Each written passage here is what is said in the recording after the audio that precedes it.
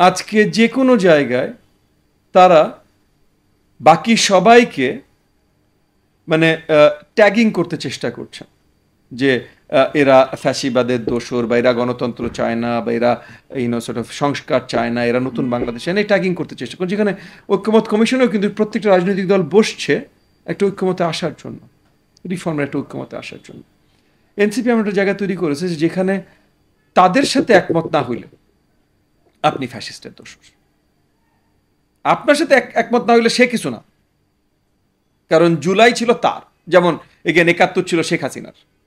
তো এগুলো অত্যন্ত দুঃখজনক ভাই, আমরা আমাদের তরুণদের থেকে এরকম আশা করি নাই। প্রধান উপদেষ্টার পক্ষ থেকে ডিসেম্বরে নির্বাচনের ইঙ্গিত পাওয়া গিয়েছে, আপনার মূল্যায়ন কি? জি, আপনাকে অসংখ্য ধন্যবাদ।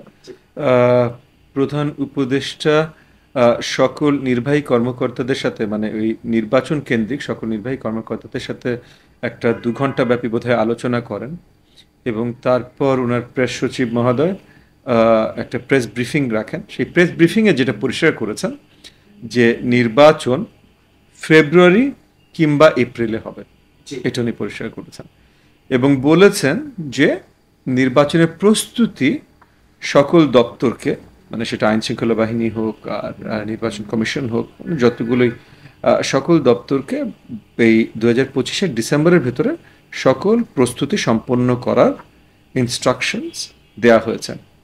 তো এখন প্রথম যখন নির্বাচন নিয়ে মাননীয় প্রধান উপদেষ্টা কথা বলেন, তখন উনি বলেন যে ২৫ ডিসেম্বর থেকে ২৬ জুনের ভেতরে নির্বাচন হবে।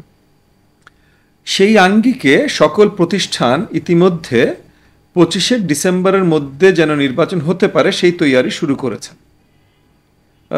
নির্বাচন কমিশনের সাথেও অফিসিয়ালি আমার ২-৩ দিন আগে মিটিং হয়েছে, সেও আমাকে একই কথা জানিয়েছে। অন্য দপ্তরগুলোর সাথেও যখনই আলোচনা হয়েছে তারাও একই জিনিস জানিয়েছে, তারা কাজ করে যাচ্ছে ডিসেম্বরের আগে যেন তাদের পুরো প্রস্তুতি থাকে নির্বাচনের জন্য, বেসড অন প্রধান উপদেষ্টা প্রথমে যেটা বলেছিলেন। সো ওই ডিসেম্বরটা নতুন না, যেটা নতুন হলো বলেছেন ফেব্রুয়ারি কিংবা এপ্রিল। এই জায়গাটায় আমি আশা করেছিলাম, যেহেতু একটা বড়ভাবেই মাননীয় প্রধান উপদেষ্টা লন্ডনে জনাব তারেক রহমানের সাথে মিটিংয়ে জানিয়েছিলেন, বা তাদের একটা আলোচনার মাধ্যমে তারা একটা ডিসিশনে পৌঁছেছিলেন যে ফেব্রুয়ারিতে নির্বাচন হবে বা হতে পারে।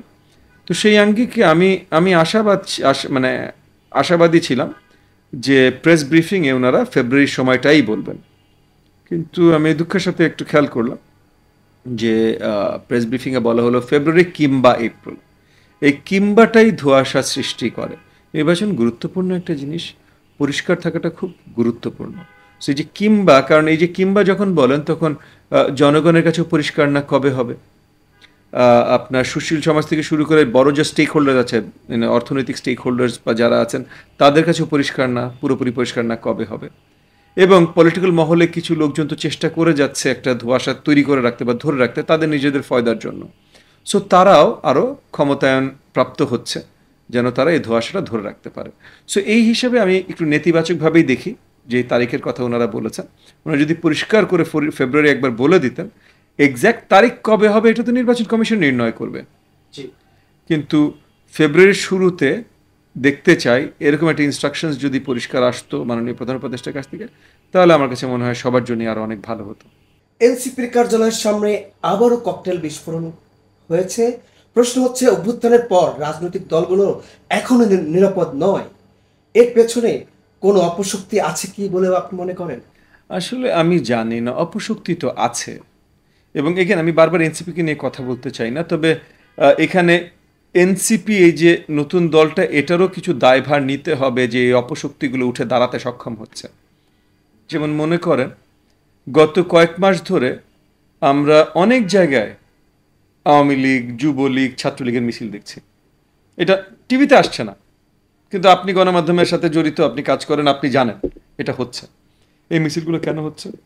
এই মিছিলগুলো হচ্ছে কারণ আমরা এখন আর একত্রে না, সবাই ভিন্ন ভিন্ন। আমরা সবাই ভিন্ন ভিন্ন কেন? একটা বড় কারণ হলো এই ভিন্নতাটা, এই অনৈক্যতা তৈরি করেছে এনসিপি। এনসিপি এমনভাবে তারা মানে সর্ট অফ বাকি সবার সাথে আচরণ শুরু করেছে যে জুলাই গণ আন্দোলন থেকে শুরু করে সব কিছু তাদের পৈতৃক সম্পত্তি। কিছু দূর যেমন আওয়ামী লীগ শুরু করেছিল 71 তাদের পৈতৃক সম্পত্তি, এরকম শুরু করেছে। আমি এমনও বলতে শুনেছি ইতিমধ্যে এনসিপির নেতৃবৃন্দকে, এগেন তারা তরুণ, তারা বাচ্চা, তাদের অনেক কিছুই ক্ষমাপ্রাপ্তি, মানে ক্ষমা করা যেতে পারে, কিন্তু এগেন আপনি তো রাজনৈতিক ময়দানে এসেছেন, কতদিন আর ক্ষমা চেয়ে চলবেন? তারা এখন এমন কথাও বলছে যে গত 15 বছর সবচেয়ে বেশি আহত যে রাজনৈতিক দলের নেতৃবৃন্দ সেটা হলো এনসিপি, যেটা জন্ম হয় নাই 15 মাস, গত 15 বছর নাকি তারা সবচেয়ে বেশি আহত হয়েছেন। কিভাবে বললেন এই কথা? আজকে যে কোনো জায়গায় তারা বাকি সবাইকে মানে ট্যাগিং করতে চেষ্টা করছেন যে এরা ফ্যাসিবাদের দোসর, বা এরা গণতন্ত্র চায় না, বা এরা সংস্কার চায় না, এরা নতুন বাংলাদেশ চায় না, ট্যাগিং করতে চেষ্টা করছে। যেখানে ঐক্যমত কমিশনেও কিন্তু প্রত্যেকটা রাজনৈতিক দল বসছে একটা ঐক্যমতে আসার জন্য, রিফর্মের একটা ঐক্যমতে আসার জন্য। এনসিপি এমন একটা জায়গা তৈরি করেছে যেখানে তাদের সাথে একমত না হইলে আপনি ফ্যাসিস্টের দোসর, আপনার সাথে একমত না হইলে সে কিছু না। কারণ জুলাই ছিল তার, যেমন এগেন 71 ছিল শেখ হাসিনার। তো এগুলো অত্যন্ত দুঃখজনক ভাই, আমরা আমাদের তরুণদের থেকে এরকম আশা করি নাই। এমনও হয়েছে, আমি আপনাকে আমার নিজের অভিজ্ঞতা থেকে বলি, যে এগেন কোনো একটা টক শোতে বা কোনো একটা সেমিনারে বা আলোচনায় জাতীয় পার্টির কেউ আছে, যে জাতীয় পার্টি আসলে ছিল হাসিনার দোসর, 15 বছর হাসিনার দোসর, কিন্তু এনসিপির যে ভদ্রলোক বা ভদ্র মহিলা ওখানে আছে, যে তরুণ ছেলে বা মেয়ে ওখানে আছে, তারা এত আবল তাবল কথা বলা শুরু করেছে যে তখন আর জাতীয় পার্টি দিকে কেউ তাকাচ্ছেই না। জাতীয় পার্টি শুদ্ধ বাকি সবাই এক হয়ে গেছে, এনসিপি আলাদা। কারণ একটা সবকিছু একটা লিমিট থাকে না, যেখানে আসলে সবারই কিন্তু ওখানে ধরার কথা ছিল জাতীয় পার্টিকে, যে তোমরা ছিল ফ্যাসিবাদের দোসর, তোমাদের সাহস কত বড়, তোমরা এখন কথা বলো, তোমরা কি করবে কি না করবে, তোমরা কিভাবে পাপের প্রায়শ্চিত্ত করবে, আলোচনা হওয়ার কথা ছিল এইখানে। কিন্তু এনসিপি তারা এতই একরোখা, এতই মানে আই ডোন্ট নো, ভুল ভ্রান্তিতে ভরে গেছে তাদের চিন্তাধারা, যে ওই জায়গাগুলোতেও তারাই সিঙ্গেল অপোজিশন হয়ে দাঁড়াচ্ছে, যে সবার বিরুদ্ধে তারা তারা সবার বিরুদ্ধে। এটা অত্যন্ত দুঃখজনক। এই যে এই অনৈক্যটা যে তারা তৈরি করছে এবং সরকার সবভাবে তাদের সহযোগিতা করছে, এই জায়গা থেকেই সাহস বা শক্তি, এই যে এই ভঙ্গুর এই আপনার আওয়ামী লীগ যে ছিটা ফোটা গুন্ডা মস্তানরা আছে এখনো দেশব্যাপী, তারা এরকম বারবার মিছিল নামাতে সক্ষম হচ্ছে। সো এগুলো তো অত্যন্ত দুঃখজনক। সংস্কার ছাড়া কোনো পক্ষ নির্বাচনে গেলে তার বিরুদ্ধে আমরা যাব, নাহিদ ইসলাম এমন বক্তব্য রেখেছেন। দেখেন, নাহিদ একজন তরুণ, সে একটা রাজনৈতিক দলের নেতা, সে তার রাজনৈতিক দলের তার নেতৃবৃন্দ কর্মীবৃন্দর যে মনোভাব সেটা উনি প্রকাশ করবেন। নাহিদ করেছে, ভালো কথা। নাহিদ করেছে বলে আবার সেটার জন্য দেশ পরিচালনায় বদল আনতে হবে তা না ভাই। আজকে আমি আমার জায়গা থেকে বলতেই পারি যে এইটা না হলে আমি নির্বাচনে যাব না, তার জন্য নির্বাচন বন্ধ হয়ে যেতে পারে না। সো নাহিদ বলতেই পারে, কোনো অসুবিধা নেই, নাহিদের জায়গা থেকে বলতে পারে, সে বলেছে, এখানে দুশ্চিন্তার কিছু নেই। কিন্তু এইটা নিয়ে যদি আসলে সরকারের কার্যপ্রণালী বা কার্যকর্মে কোনো এফেক্ট পড়ে, সেইখানে আসল সমস্যা শুরু হবে। বুঝতে পেরেছেন?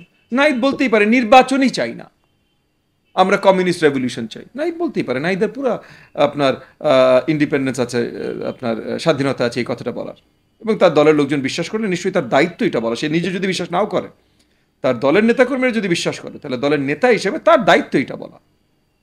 কিন্তু তাই বলে সে বলবে বলে দেশ সেভাবে পরিচালিত হবে, এটা কোনোভাবেই গ্রহণযোগ্য না।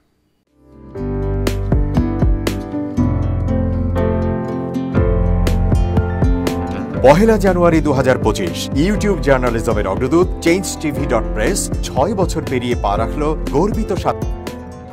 আমি অত্যন্ত আনন্দিত হলাম যে চেঞ্জ টিভি আগামী কয়েকদিনের মধ্যেই 6 বছর পূর্ণ করবে।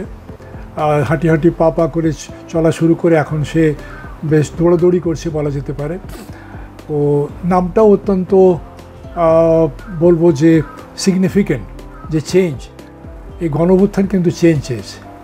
সেই হিসেবে তোমার টেলিভিশনের, তোমার এই চ্যানেলের নামের একটা যথেষ্ট মিল পাওয়া যায়। আমার প্রত্যাশা যে এই গণঅভ্যুত্থানের যে প্রত্যাশা যে আশা আকাঙ্ক্ষা চেঞ্জ টিভি সেটিকে এগিয়ে নিয়ে যাবে। তোমাকে শুভেচ্ছা চেঞ্জ টিভি যারা সম্পৃক্ত আছেন, যারা কর্মী আছেন, সামনে পেছনে সকলকে আমার শুভেচ্ছা। changetv.press এক ফোঁটা হলুদও নেই। Online TV channel change TV 6 বছর ধরে ওনারা কাজ করে যাচ্ছেন। ইতিমধ্যে জনগণের হৃদয়ে স্থান করে নিয়েছেন। প্রায় 22 লাখ সাবস্ক্রাইবার আছে এর।